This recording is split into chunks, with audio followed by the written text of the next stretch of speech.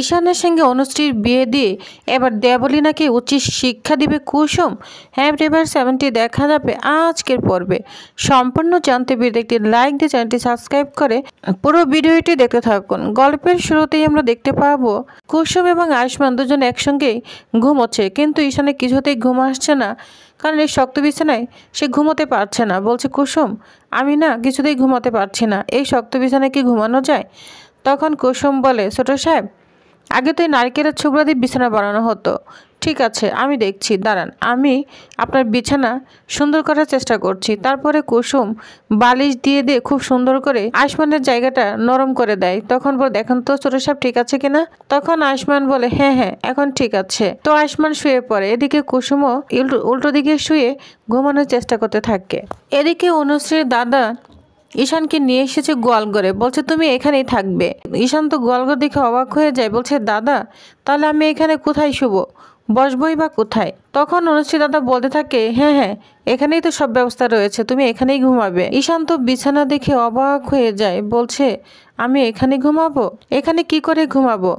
তখন অনুশ্রীর দাদা বলে, কি করে ঘুমাবে মানে? তোমাকে তাহলে আমাকে শোয়াটাও শিখে দিতে হবে? তখন ঈশান বলে, না না একদমই না। ঈশান তখন মনে মনে বলে, শ্বশুরবাড়িতে প্রথম দিনে আমাকে গোয়ালঘরে থাকতে হবে? ঈশান বলে, দাদাভাই ও দাদাভাই, বলছিলাম কি আমি উঠোনে গিয়ে শুই? তখন বলে, না না আমি তোমার কোনো দাদা নেই, বুঝতে পেরেছ? জোর করে কোনো সম্পর্ক পাঠাতে আসবে না। তখন ঈশান বলে, তুমি তো আমার বড়, তাহলে দাদা বলে তো ক্ষতি নেই। তখন অনুশ্রী দাদা বলে, হ্যাঁ ক্ষতি আছে, বুঝতে পেরেছ? লাস্টবারের মতো বলে দিলাম, জোর করে কোনো সম্পর্ক পাঠাতে আসবে না। তোমার না এখানেই থাকতে হবে, বুঝতে পেরেছ? আর সাবধানে থাকবে, মাথা গরম হলে না একবারে গ্রামে ছেড়ে ফেলে দিয়ে আসবো। আর শোনো, সকালবেলা উঠে এই গোয়ালঘরের সমস্ত গোবর পরিষ্কার করে তারপর বাড়ির দিকে যাবে, বুঝতে পেরেছ?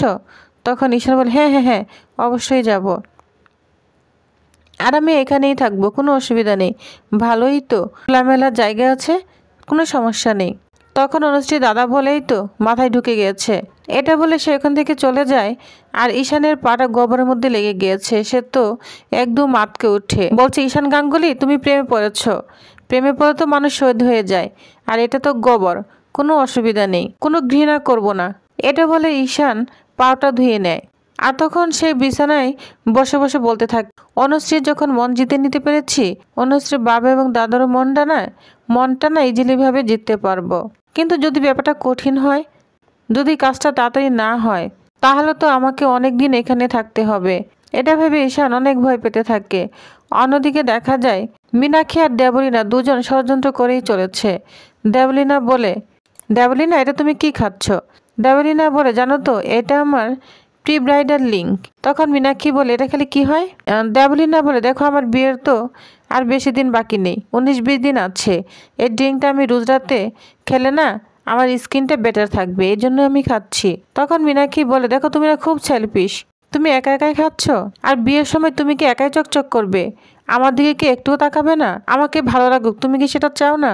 তখন দেবলীনা বলে, আরে বাবা, আমার বিয়েতে তো আমাকে ভালো দেখাবে, তাই না? তখন মীনাক্ষী বলে, হ্যাঁ ঠিক আছে, কিন্তু তোমার এই আন্টিটাকেও তো একটু চান্স দিবে নাকি চকচক করা, দাও না একটু টেস্ট করি। তখন দেবলীনা দিয়ে দেয়, আর বলে, শোনো দেবলীনা, তোমার বিয়ে তো সত্যি 19-20 দিন বাকি আছে। এই সময়টা ঈশানও বাড়িতে নেই, কোথায় যে চলে গিয়েছে।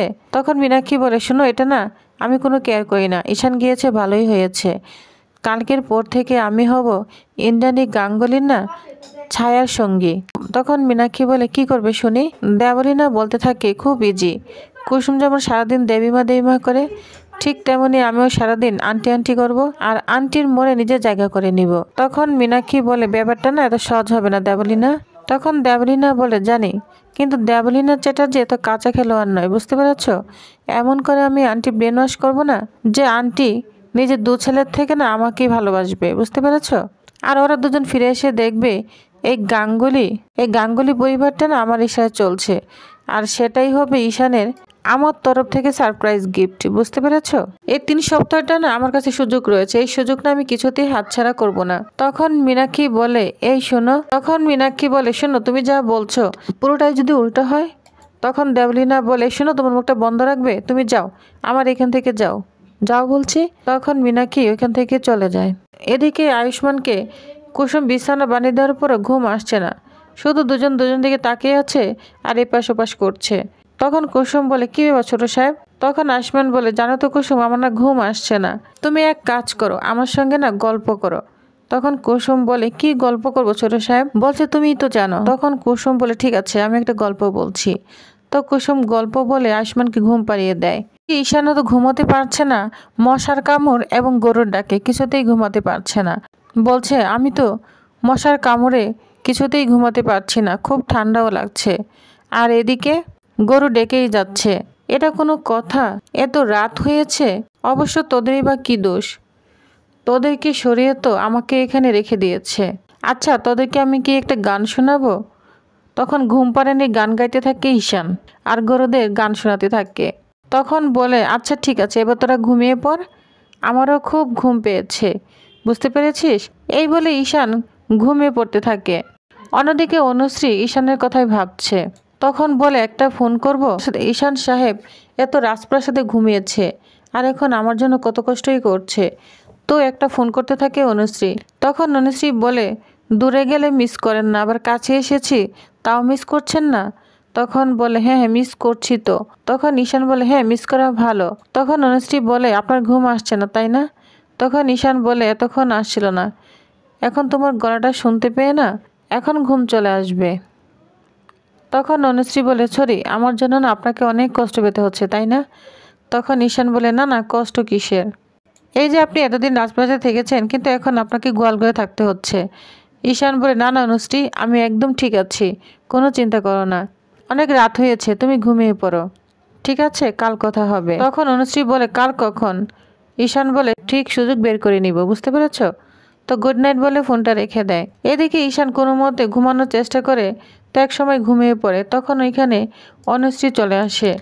অনুশ্রী এসে ঈশানের মাথায় হাত রেখে বলে, আপনি আমার জন্য যা করছেন না, স্বয়ং ভগবানও আমাদের এই সম্পর্কটা মানতে বাধ্য হবে। তো এসব অনেক কিছুই বলে ঈশানের মাথায় হাত বুলিয়ে দিয়ে অনুশ্রী এখান থেকে চলে যায়। এদিকে সকাল হয়ে গিয়েছে। তখন কুসুম বলে, ছোট সাহেব উঠবেন না? উঠুন না, এটা তো গ্রাম। তখন আয়ুষ্মান বলে, না না, আমি এত তাড়াতাড়ি উঠতে পারবো না, আমি ঘুমাবো। তখন কুসুম বলে, শুনুন, এটা কিন্তু গ্রাম, গ্রামের সবাই আগে উঠে পড়ে। তখন আয়ুষ্মান বলে, ঠিক আছে, আমি উঠে পড়ছি।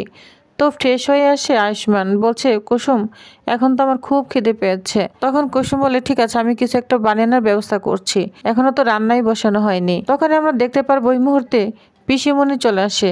এদিকে ঈশান ঘুমাচ্ছে আর অনুশ্রীকে স্বপ্ন দেখছে। তখনই দেখা যায় অনুশ্রীর দাদার গালে হাতটা পড়েছে। বলছে, কি ব্যাপার, এই নরম হাতটা আবার শক্ত হয়ে গেল কেন?